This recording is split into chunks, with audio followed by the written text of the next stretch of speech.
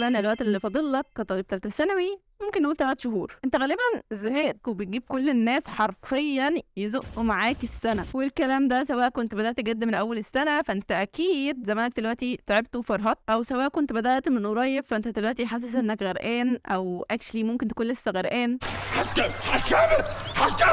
فانا جاي اقول لك يا صديقي، ما تعيش دور الضحيه. باختصار شديد، الحاجه اللي المفروض انت كطالب ثالثه ثانوي تسمعها دلوقتي هي: بدل ما تضيع وقتك في المسلسلات ضيع وقتك في المراجعات. بدل ما ترسم مربعات ودوائر في الملازم ارسم مستقبلك، ارسم شغفك، ارسم ضحكه وقلب على الشبابيك. بدل ما تحطم نفسك حطم المنهج.